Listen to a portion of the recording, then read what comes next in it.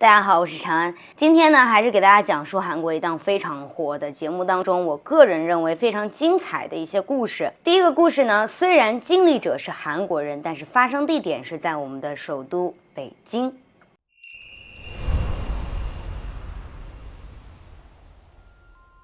2002年，韩国掀起了学中文的热潮，中文成为了第二热门的外语，很多人都会去中文班学中文，或者去中国留学。故事的主人公金智雄一家也赶上了这股热潮，举家移民来到了中国。那年智雄18岁，这天是他最兴奋、最幸福的一天，因为这是他生平第一次坐飞机，第一次出国，目的地就是中国北京。智雄一家住在望京街道的 D 公寓，住着很多韩国驻外人员和留学生家庭。一家子到这里的时候，房东爷爷已经在门口等着了。他笑容满面地迎接他们，说：“欢迎欢迎，快进来吧。有什么不方便的地方，随时打电话给我。房租每个月月底我会来收的。”房子采光特别好，阳光洒进来，暖洋洋的，窗外的视野也很开阔。想到以后要在这里生活啊，智雄就对未来充满了期望。在北京待了一段时间后，一家人也渐渐习惯了这里的生活节奏。一个周末的晚上，智雄在房间写作业，爸爸推门进来，关心地问他有没有遇到难题。这时智雄放下笔，犹豫了一下，问道：“爸，你有没有听见什么声音？”爸爸侧耳听了听，什么声音？我没听见啊。爸爸呢就拍拍他的肩膀出去了。可智雄刚要继续学习，那个声音又响了起来，比刚才更清楚，声音一点一点变大了，滴铃滴铃，像是什么铃铛在摇。智雄皱着眉头四处看，想找声音的来源。他跑到客厅问爸爸：“这个声音你真的听不见吗？像铃铛声。”可爸爸依旧说什么也没听见啊。算了，智雄只好回到房间，努力不去在意那个声音，安慰自己可能是房子隔音不好，隔壁邻居弄出的动静吧。第二天放学回家，智雄刚踏进家门，就听见房间里传来妈妈的尖叫声。他吓得赶紧冲进卧室，发现妈妈坐在自己床上，脸色煞白，满头大汗。你怎么了吗？母亲缓过气说：“我梦到我一个人在家打扫卫生，特别累，就打算在床上躺一会儿休息一下。可是我刚躺下，闭上眼睛，迷迷糊糊要睡着的时候，突然感觉不对劲儿。我猛地睁开眼睛，竟然发现天花板上密密麻麻的倒挂着几十把菜刀，都是刀尖朝我，感觉随时都会掉下来。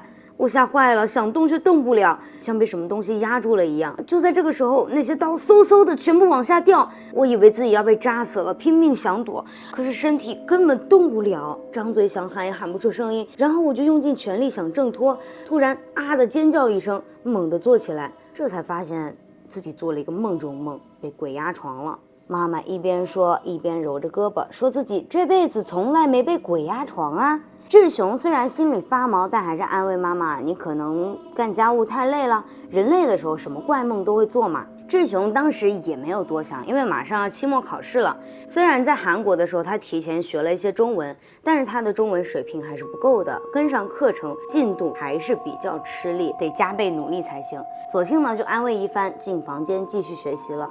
后来妈妈在厨房做饭，发现少买了菜，她就在厨房喊智雄：“我和你爸去超市买点东西，你需要什么吗？”智雄说：“不用。”父母就出门了。当时家里就剩他一个人。滴铃，又来了。智雄皱着眉头，试图不去理会，可那声音压根儿没停，反而越来越响。他站起来在房间里四处找，可哪里都找不到声音的来源。突然智雄感觉房间越来越冷，温度好像下降了很多，他手脚都开始发凉。而且智雄可以确认，那些铃铛声竟然就是在房间里响起的，而且离他越来越近。滴铃滴铃，声音不停地响。智雄捂着耳朵，可是根本没用，那声音直接穿透他的手掌，刺进耳膜。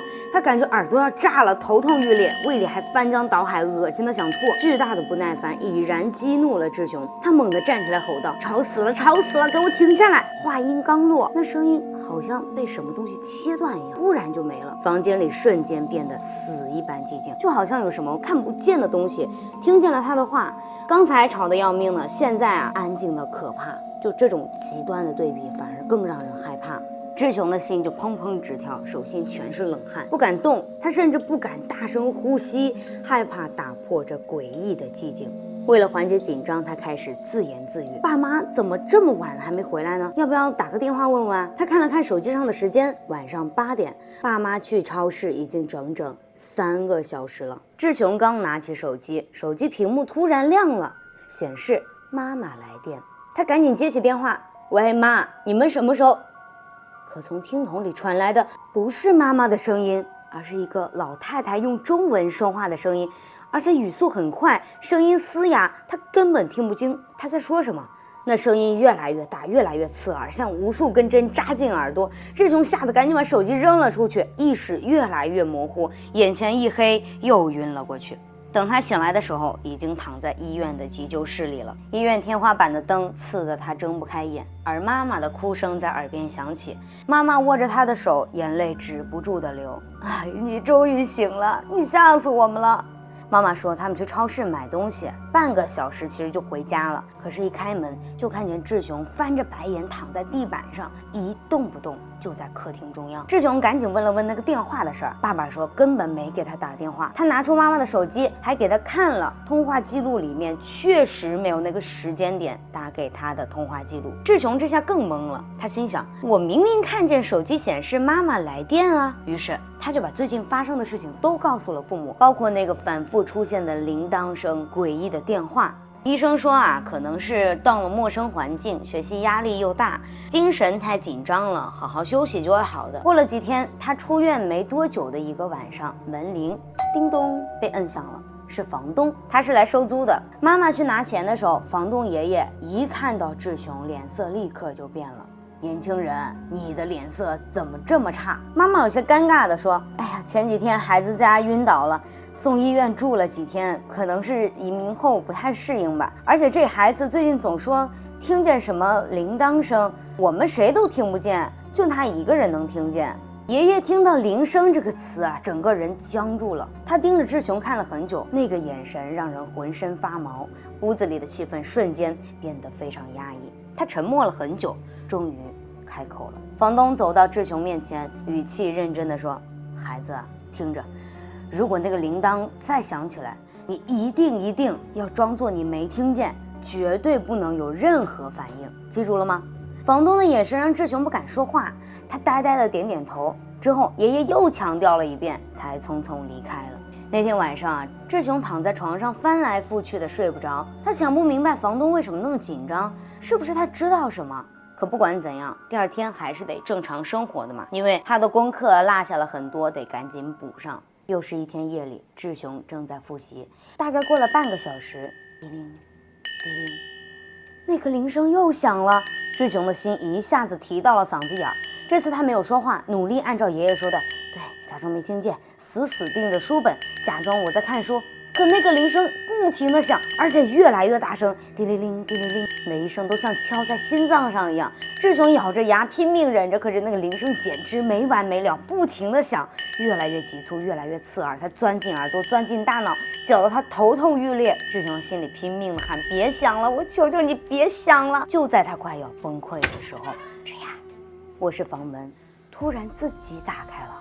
志雄惊恐地抬起头，赫然看到房门口竟然站着一个老太太。她穿着灰色的旧衣服，头发凌乱，她就那样站在门口一动不动地盯着志雄，还用她沙哑的声音一个字一个字地说：我叫了那么久。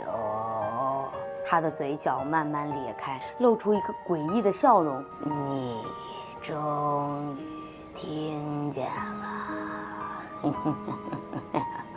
老太太慢慢的一步步动作僵硬的靠近志雄，边走边说：我等了好久好久。志雄闭上眼睛，双手抱头蹲在地上，拼命的喊：不要过来，不要过来。不知过了多久，志雄感觉有人在摇他的肩膀。志雄，是妈妈的声音。他慢慢睁开眼睛，又是医院的天花板。妈妈急切的一遍遍问他：“你还记不记得妈妈？”妈妈此刻眼泪不停的流。他说，他们回到家又发现志雄躺在地上，口吐白沫，全身抽搐。更可怕的是妈妈接下来说的话。在救护车上，志雄突然睁开眼睛，死死的抓住妈妈的手腕，力气大的吓人，然后用特别标准的中文一遍又一遍的说：“你儿子是我的啦，你儿子是我的啦。”志雄完全不记得自己说过这些话，而且那绝对不是他说的，他的中文根本没有那么好。就在这时，爸爸脸色铁青地走进病房，样子特别吓人，像是听到了什么特别可怕的消息，他的声音都在发抖。他说：“我去找房东问清楚了，咱们得马上搬家了，不能再住在那里了。”爸爸此时说出了一个让全家都毛骨悚然的事实：很多年前，那个房子里住着一对母子，母亲年纪很大，病得很重，连自己去厕所、自己喝水都做不到，非常需要人贴身照顾。但是儿子不可能24小时守着，所以母亲呢就在床头放了一个铃铛，需要帮助的时候就摇铃叫醒儿子。一开始呢，儿子听到铃声还会过来照顾母亲，可是时间久了，他就变得越来越不耐烦。母亲一天要摇很多次铃，渐渐的呀，根本不管自己卧病在床的妈妈了。也就是这个时期，母亲发现儿子竟然沉迷黄赌毒，还酗酒。更过分的是，即使他在家，也会假装听不见铃声。一天晚上，母亲突然感觉呼吸困难，胸口特别闷，喘不过气来。他知道自己不对劲儿，拼命的摇铃，滴铃铃，滴铃铃，滴铃铃，铃声在房间里不停的响。可儿子正在客厅跟一帮朋友喝酒打牌，当时音乐开得很大声，他根本听不见母亲的铃声。母亲摇了很久很久，越来越没力气，呼吸越来越困难，最后他就那样孤独的死在了床上，就是志雄房间的那张床。等儿子第二天下午醒来时，发现母亲已经去世多时了。房东说那个儿子后来精神崩溃，卖掉房子搬走了。房东就在不知情的情况下把房子买下来，他本来就打算拿来出租用的，因为他一开始买的时候根本不知道这回事儿，所以他觉得奇怪，怎么租我房子的租客都住不长呢？老莫名其妙搬走。后来他才知道这件事儿，因为可能属于病死，房东就觉得不算是凶宅吧。而志雄在救护车上用中文说的那句话：“你儿子是我的了”，意思就是那个老太太的鬼魂其实是想让志雄替代他的儿子留在那里照顾他。听完这些，志雄浑身冰凉。那个被亲生儿子抛弃、孤独死去的老人，他摇了那么久的铃，却没有人回应。终于有人能听见他的铃声的时候，一定特别高兴，以为终于有一个愿意陪他的人了。这下说什么也得搬走了。幸运的是，就在那时候，那栋公寓15楼正好有一套房子在出租，15楼的户型也是完全一样的。1周之后呢，他们就搬了上去。神奇的是在5楼什么事情都没发生过，那个铃声也没再响起过，所以能够确定真的是5楼那个老人的鬼魂。而志雄妈妈梦见那些菜刀在韩国的解梦文化里其实不是好兆头，因为刀掉下来是不祥的预兆，特别是掉在右手臂上面，意味着家里的男性会出事儿。那在某种程度上来说，那可能也会预警志雄会遇到危险。幸好他们及时搬走了。这个故事呢，到这里就结束了。一个孤独死去的老人，他的怨念困在那个房间里，不断地摇着铃铛，等待有人能够听见，等待着有人能陪伴他。而志雄就差点成了那个被永远留下来的人。第二个故事呢，是一位在废车厂工作了多年的名叫基哲的朋友分享的2021年的亲身经历。2021年对基哲来说开局就很顺利，他跳槽到了一家待遇特别好的废车厂，工作地点就在京畿道外围，他还是零件部的组长，工资高，工作也比较轻松，平时就是从报废车上拆下还能用的零件卖出去，其实就像器官捐献一样，从死车上拆下有用的部分。这天呢，拖车司机打电话给基哲说，今天有辆好车哦，我快到你那儿了。车送来的时候，基哲正在查看其他入库的车辆，他突然闻到一股恶臭，像那种腐烂的鱼腥味混着呕吐物的臭味，他这辈子都没闻过这么臭的恶心的味道。他循着气味找过去原来是拖车司机所说的那辆好车。车的驾驶座完全被撞毁了，引擎盖都挤进了前排座位里，一看啊就知道出过重大事故，而且这个味道明显是死过人的车。按照废车厂的规矩，死者的车只能拆最基本的零件，像燃油系统啊、排气净化装置这些，其他部件都不能碰，无论多贵的车都一样。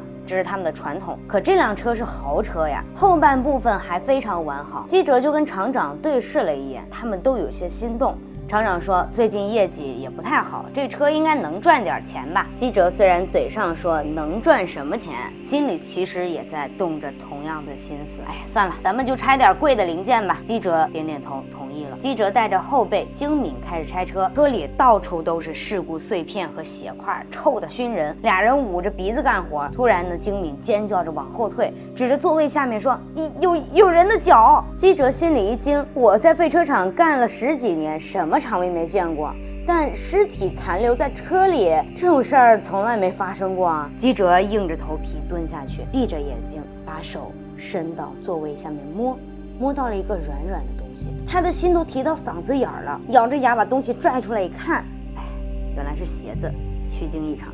厂长看到带血的运动鞋，皱了皱眉，示意他们赶紧扔掉，继续拆。于是记者和精敏只好忍着恶臭继续作业。本来呢，只打算拆几个贵重零件就好，但是呢，记者拆着拆着就起了贪心，最后他是把所有能用的汽车零件都给拆了下来。这辆车基本就剩一个空壳子了，自然就被送进了压缩机，被压成了铁饼。神奇的是，从那天起，废车厂的生意突然火爆起来，入库的车辆源源不断。虽然工作量很大，但是业绩上去了，记者心里也挺高兴的。几天后的晚上，记者和精敏在零件仓库加班，记者正叮嘱精敏小心点，突然听见哪个货架处有零件掉落的声音。他有些烦躁地走过去查看，发现精敏怎么呆呆地站在一个货架前，还盯着某个地方看。哎，你怎么了？精敏猛地回神，像是被吓坏了，颤抖地说：我刚才透过货架的缝隙看到对面站了一个女人，浑身是血，脸撞得稀巴烂，还指着我的头，嘴里还说着什么。记者笑了笑，加班加傻了，我怎么什么都没看到呢？我真的看见了。记者只觉得这小子是想找借口偷懒，可没想到还没等记者说什么，精敏脸色惨白的只说了一句话：组长，我想先下班了。行吧。记者摇摇头，继续干活。他注意到刚才掉下来的零件全都是从那辆死者的豪车上拆下来的，他没多想，可能是刚才放的不稳吧。第二天精敏没来上班，第3天也没来。记者打电话才知道，精敏在家里的楼梯上摔了一跤，头部骨裂，还好捡回了一条命，但头骨碎裂不是小事儿，要住院很久。记者想起那个精敏口中的女鬼，当时用手指着的不就是精敏的头吗？心里不免有些发毛，但还是觉得应该只是巧合吧。在这期间，废车厂的车辆继续大量涌入，大概过了2周，废车厂突然一阵骚动，记者跑出去一看，厂长竟然躺在地上抱着自己的腿哇哇惨叫。原来啊，他是被叉车给撞到了，腿骨碎了一大截。这时记者突然想起来，厂长前2天跟他抱怨过，最近老做噩梦，他每天晚上都梦着一个浑身是血的女人抱着他的腿哭。当时厂长还开玩笑呢，说看来得小心点，这是在警告他。记者当时也没当回事儿，现在想起来真是浑身冷汗。厂长躺在担架上，看着自己血肉模糊的腿，喃喃自语说：他一直在诅咒我，他一直在诅咒我。精敏的头，厂长的腿。记者突然意识到，这一切可能不是巧合，难道真的是因为他们动了死者的车？那下一个会不会就是自己了？记者越想越害怕，就去找了表姐。表姐的外婆家是巫婆世家，她也有一些灵异感应能力。表姐听完脸色大变，说：你们怎么能把别人的东西拆得七零八落的？那个女生当然要报复你们了。后来呢，表姐就给了记者一张护身符，严肃地说：赶紧辞职离开那里，不然一定会失去什么重要的东西的。可记者是2个孩子的父亲了，不能说辞职就辞职呀。他决定呢，先找到新工作再说吧，在那之前尽量避免加班，尽量少去那个地方。几天后的傍晚，记者正准备下班，厂长打来电话说，3号入库的那辆车好像掉了点东西在里面，能帮忙找找吗？那车不是已经被压扁了吗？对，但能去看看吗？找的东西很重要。记者觉得奇怪，但没办法，就还是去了。他来到存放压缩车辆的区域，记者在周围翻找，也什么都没找到。他正要打电话问清楚，可是电话刚拨出去的瞬间就断了。与此同时，记者用余光瞥见自己的面前怎么出现了一个人影。他呼吸都不敢有大起伏，慢慢抬头才赫然发现自己的眼前出现了一个女人，浑身鲜血淋漓，脸部血肉模糊，眼窝深陷。他难道就是精敏和厂长看到的那个女鬼？此时的记者吓得腿都软了。这女鬼什么话都没说，只是咧开嘴笑，那笑声刺耳的像要把人耳膜震破了一样。与此同时，轰隆，头顶的压缩机突然启动了，巨大的机械臂开始缓缓下降。完了，照这样下去，我也会被压成番茄酱的。记者想跑，可双腿像灌了铅一样，一步都动不了。女鬼的笑声越来越张狂，越来越大，越来越尖锐，震得他头晕目眩。他死死握着表姐给的护身符，拼命喊：“求求你，求求你放过我！”根本没用，眼睁睁地看着压缩机近在眼前，他的尖叫声伴随着尖锐的耳鸣，眼前一黑，他倒在了地上。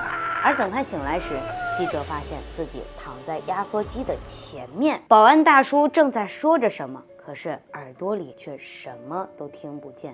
后来他浑浑噩噩去医院检查，他的一只耳朵只剩下正常人听力的20%，基本等于失聪。他现在随身都带着那张表姐给的护身符，每天提醒自己，死者的东西绝对不能碰，你拿走什么就得付出更大的代价。这个就是第二个故事了。OK， 那第三个故事呢，是来自仁川的金熙正的投稿，关于水逆。2017年，熙正17岁，他从小就住在孤儿院里，为了将来能够独立生活，这年呢，他开始每天打工，一直到深夜拼命攒钱。就在那时，他在打工的地方遇到了2个哥哥，大哥比他大8岁，二哥比他大4岁。3个人有太多相似的地方，都是小时候父母去世或者失去联系，吃尽苦头长大。不仅经历相似连兴趣爱好、性格、脾气都很像。很快呢，他们就变得像亲兄弟一样亲密。一天，大哥突然说要给他们一个惊喜，就把2个人带到了宽敞明亮的公寓里，笑着说：“这地方不错吧？”熙正和二哥都愣住了，问：“这是哪儿？”大哥拍了拍他们肩膀说：“我们合租吧。我是大哥，押金我已经出完了，你们直接拎包入住，我们像一家人一样住在一起吧。”熙正简直不敢相信，虽然心疼大哥花了那么多钱，但是他真的太高兴了，因为他终于有家人了，像爸爸一样可靠的大哥，像亲哥一样的二哥。于是呢，3个人开始合租，住在同一屋檐下。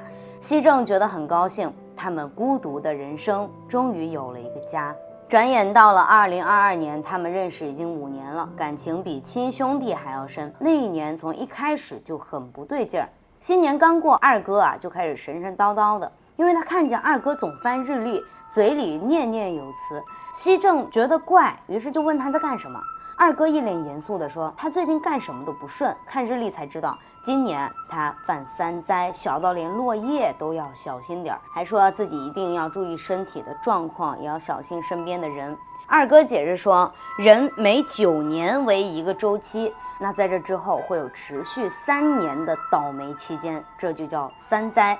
而今年是二哥3灾中最凶的一年，恶3灾，所以他最近特别小心。熙正听了觉得有点玄乎，不过也没太在意。可没想到的是，接下来二哥真的遭遇了人生的至暗时刻。他先是工作干得好好的，突然被公司辞退了，紧接着又被信任的人骗走了一大笔钱。二哥彻底崩溃了，每天都把自己关在房间里。看着二哥这么消沉，熙正实在看不下去了。他说，哥，你老在房间里待着有什么用？我们出去玩吧，转换一下心情。大哥也说，对啊，出去走走吧。就这样，那年夏天，熙正拉着2个哥哥去了京畿道的一个溪谷。到了溪谷，二哥的心情果然好了很多，难得露出了笑容。他们在溪边吃东西聊天，气氛特别好。吃完东西，二哥兴奋地说，快，我们去溪谷。说完就冲进水里，熙正也跟着跳进水里。大哥当时因为吃太饱了，就在岸边休息等他们。熙正和二哥在水里玩得开心，打水仗，玩水枪，不拍照怎么行？于是他拿出相机说，二哥，我给你拍照，给你炸炸社交平台怎么样？熙正透过手机屏幕看着二哥，哎，他突然发现二哥身后的水面上怎么有个黑乎乎的东西。起初西正以为是什么杂物，没太在意，可是连拍了好几张，那个黑团似乎离二哥越来越近。西正皱着眉头盯着屏幕，那个黑影明显在往二哥的身边移动啊！他赶紧抬头看，可是水面什么都没有啊，只有二哥一个人在那儿。西正正要喊二哥小心，突然二哥开始在水里拼命挣扎，像是被什么东西拉住了一样。西正还以为他在开玩笑，可是二哥挣扎的越来越厉害，整个人开始往下沉。西正慌了，赶紧游过去救人。他拼命游到二哥身边，伸手去拉他，可是当他的手伸进水里那一瞬间，他猛一抬头，怎么可能？他此刻抓住的不是二哥，而是一个女人。那女人的头浮出水面，黑色的长发贴在脸上，她的眼窝是空的，没有眼球。西正吓得魂都飞了。那个女人一头扎进水里，抓着西正的脚踝用力就往水下拖。他拼命挣扎，怎么办？水越来越深，快要憋不住了。而就在他以为自己要死了的时候，突然传来一声清脆响亮的拍手声。那个女人听到这一声，立刻松开手，消失了。西正浮出水面，大口喘气。二哥似乎也挣脱了力量，他冲出水面，看起来吓坏了。上了岸，大哥脸色煞白地问他们：“没事吧？刚才怎么了？”看样子大哥也吓坏了，但显然他没看见那个女鬼吧。二哥说没事儿，可能就是脚抽筋了。西正呢也没有跟二哥说出真相，因为他不想让已经足够焦虑、足够水逆的二哥更加烦躁和害怕。回到家，西正躺在床上翻来覆去睡不着，那个女人的样子一直在脑海里挥之不去。就这样辗转到凌晨1点，他实在睡不着，想起来喝口水。